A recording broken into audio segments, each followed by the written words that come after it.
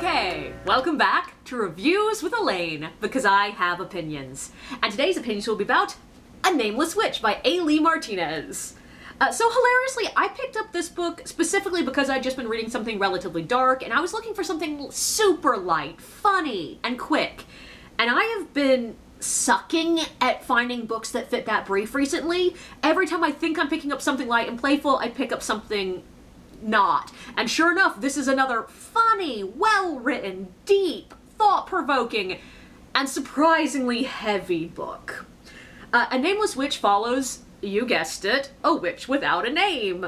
Our protagonist was born under a curse. Neither truly alive nor truly dead, she is ageless and can only be killed by fire or by being stabbed through the heart by the man she loves. She eats raw meat and craves human flesh. She spent all of her childhood locked in her parents' cellar, in the dark, alone, isolated from the humanity around her that she might horrify. Soon she is rescued by a witch that she names Ghastly Edna, who will teach her how to be a witch. Enigmatic, wise, unflappable, and deeply magical. She lives happily with Edna until the woman is killed by men who are not men.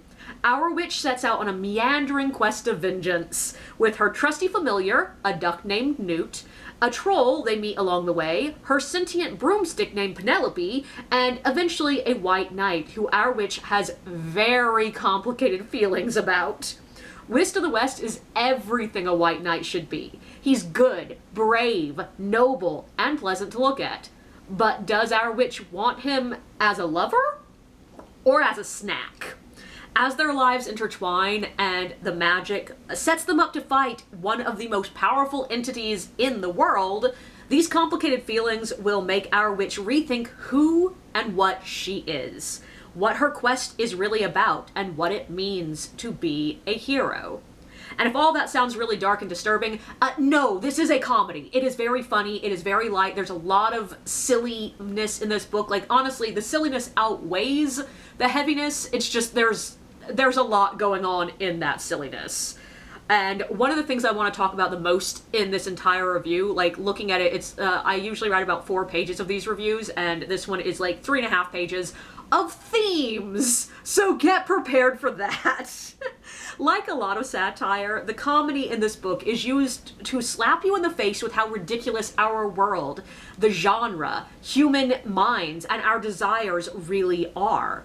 And this book is doing that. This is where this lives. And you can read it as just a hee-hee, silly things happening, but even then, if you take a step back and think about it at all, you're gonna have to acknowledge the deep, powerful things that are being addressed here. And one of my favorite themes in this book is basically triple layered. It's really complicated and I love it.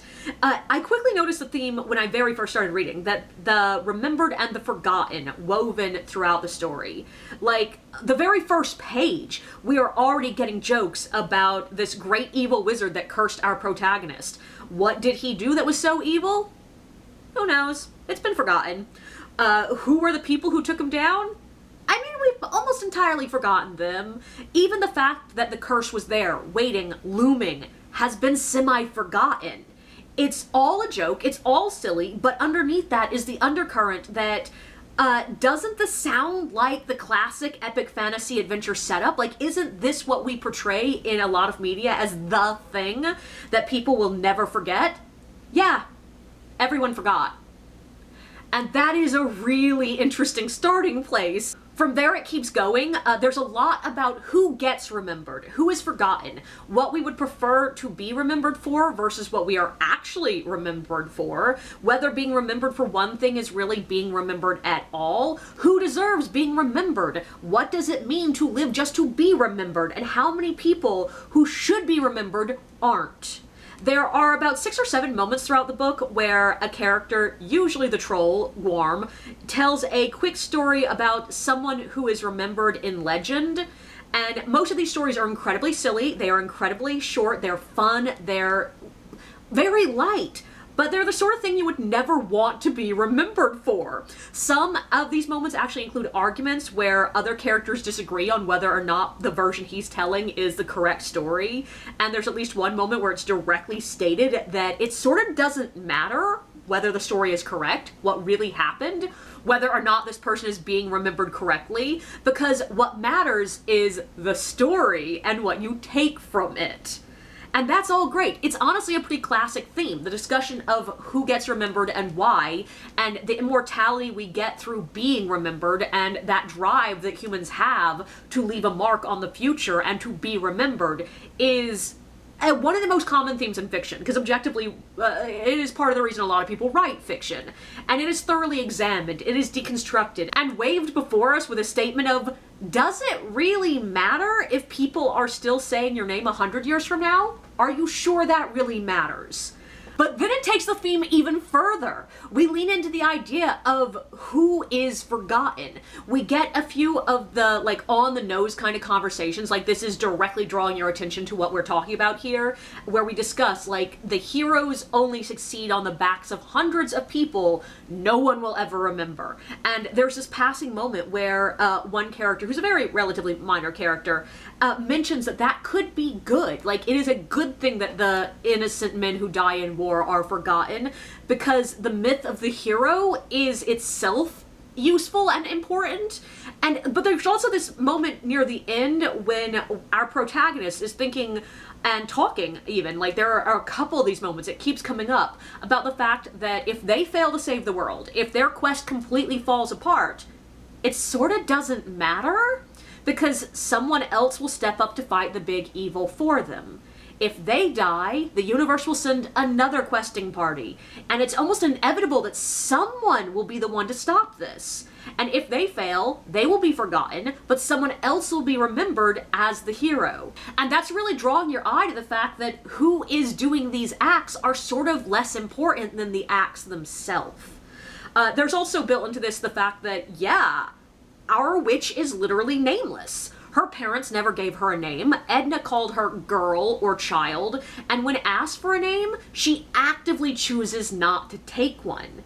Which means even if she is remembered in history, she will simply be remembered as a witch that was involved in the events, rather than who she actually is. And by actively choosing to remain nameless, she is actively choosing to be forgotten. And yeah, it feels like part of the reason why is because she knows that even if she is remembered by name, that's not really who she is. It's just a name that is remembered. And it's all really interesting. But then we go a step deeper, because this leads us to the ultimate iteration of the theme, how we are shaped by the world's perception of us. The witch is very aware of who she is perceived as, largely because of her beauty. Like, that is one of her big things. The fact that witches are perceived in this one way, and beautiful people are perceived in this other way, and witches are not supposed to be beautiful. So she actively hides her beauty behind costuming, behavior, and self-identifying as a witch first and foremost.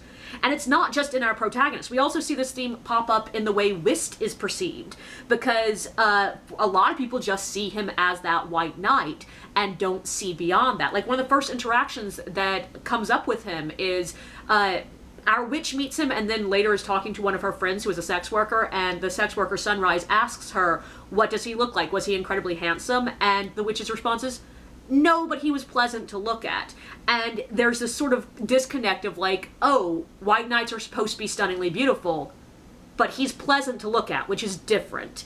And it's all really interesting because she is the one that is seeing the man behind the white knight, which allows him to be the man behind the white knight. And all of this is a pretty straightforward theme, but because it is layered on top of the others, the question of how we define ourselves as how we are seen by others intermingles with the idea of how we are remembered and how we choose to be remembered and how little choice we have in this idea. Like, we do not actually choose how we will be remembered. We do not actually choose if we will be the hero of a story or the nameless face in a crowd. And this is all so interesting. And this even includes the fact that near the end, when we meet the big bad, he refuses to accept the fact that our witch is nameless. Instead, he calls her the witch whose name she is unspoken. And she's like, no, I don't have a name. And that's different. And how she ends with whist, like, is also part of this theme. And it's just, there's some really interesting things happening with identity, immortality through remembrance, and being forgotten. And that's all really cool, really deep, really powerful. But I also want to talk about a couple of other things. First, let's talk about beauty. Because, yeah, one of the humorous moments throughout the book is the fact that our witch is cursed to be stunningly beautiful. And there is reasoning behind this. It's not just like, oh, she's pretty, haha. No, but she has a lot of feelings about her beauty. And I think it is really well handled. We get not just others not understanding how her beauty could be a curse, we also get her being fairly concerned about how her beauty limits her, how people will see the beauty and not who's underneath that flesh. We get moments where she realizes the powerful tool that her beauty is, and how it's not always a weapon that she wants to wield, but sometimes it can be used, and it can be such a boon to her life. And we get a casual acceptance of it and a hatred of it, and we get lovely moments where we see people seeing through her beauty to see her. And yeah, I will admit, when I first started reading this book and know that this author is presumably a man, he goes by he, him pronouns, and generally speaking, when you're reading a stunningly attractive female character by a male protagonist, that is rarely handled well. But this one, yeah, I feel like he really did a good job of capturing the nuance here, that it is not a simple just like, oh, I'm beautiful and that's great, or I don't see my beauty and that's sad. Like, there's so much more interesting things going on here. He doesn't lean into objectifying her or her body, but plays with what it means to have people around her objectify her and how that affects her. And it's basically just really complex feelings about having a body that she doesn't actively actually want, because she knows how that body puts her in society. And it was all really interesting. But I also want to talk about the expected and the unexpected in world building.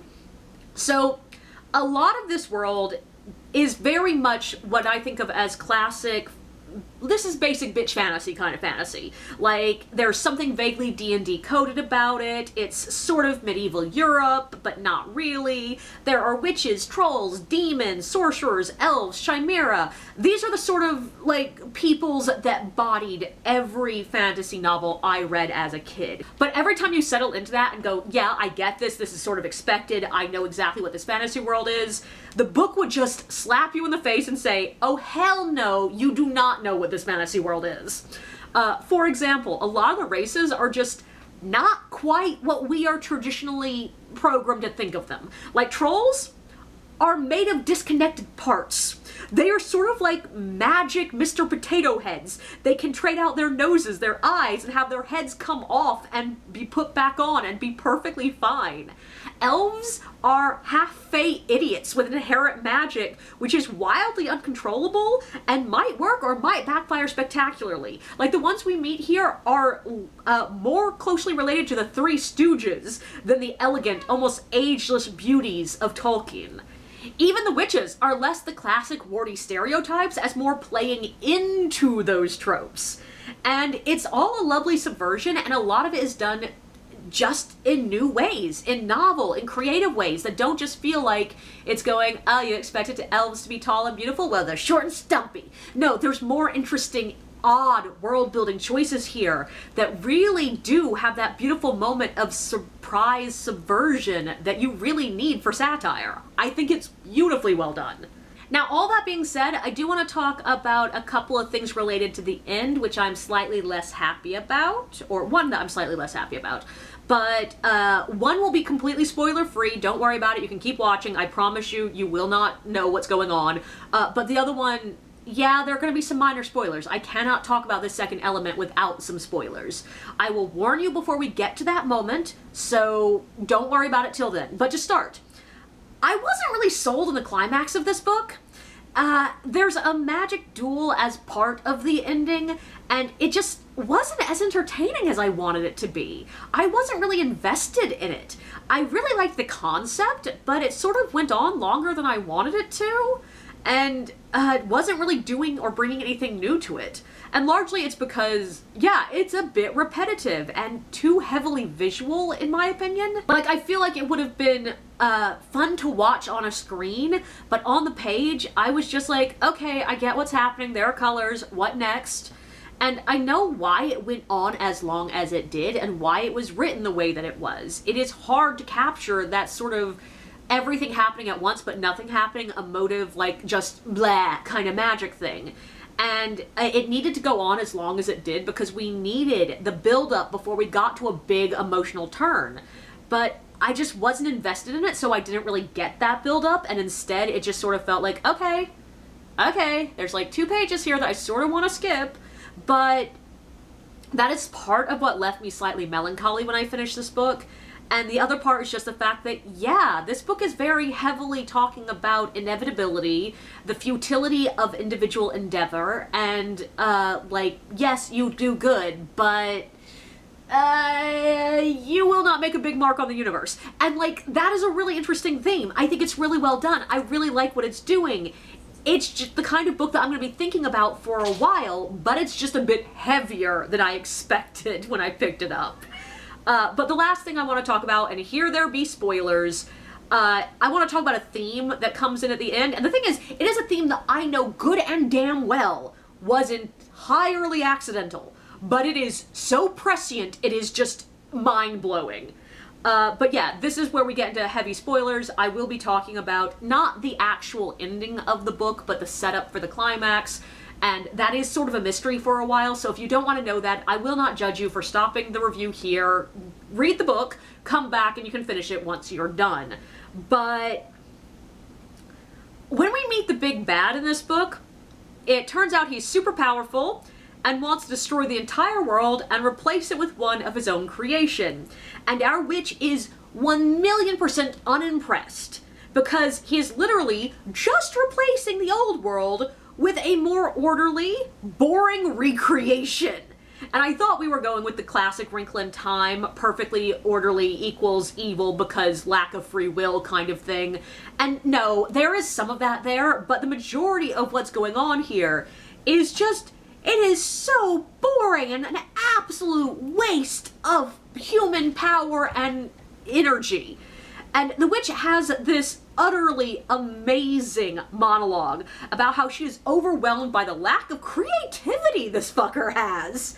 He has the power to do something utterly amazing, world-shattering, possibly evil, but basically rewrite the entire universe, and he's basically just using it to Xerox the old universe, and thinks he's fucking hot shit for having done so.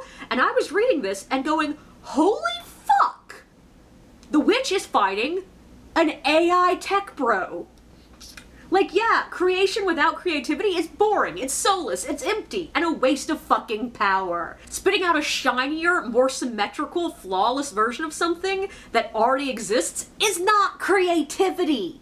It's not worthwhile. It's a waste of power, of human endeavor, and in the end, it is pathetic. And that is amazing, it is perfect, no notes. I would like every tech bro to read this and realize that they are wasting their time on generative AI. But we're gonna set that aside, and I'm gonna conclude by saying overall I think this is a spectacular, deeply thoughtful book. It's laugh out loud funny in a lot of places, deeply touching in others. It's doing some really interesting things with the mirroring of consuming versus loving. And I didn't really have time or energy to get into all that because I'm honestly not sure where my brain is going with that theme yet. It's just there. And it's full of fun, lovable characters. The reading is smooth and quick. It's got some serious things to say, and it says them in a way that doesn't crush your soul. I really enjoyed reading this book, and will definitely continue reading A. Lee Martinez in the future. Also, the carnivorous duck is fucking hilarious.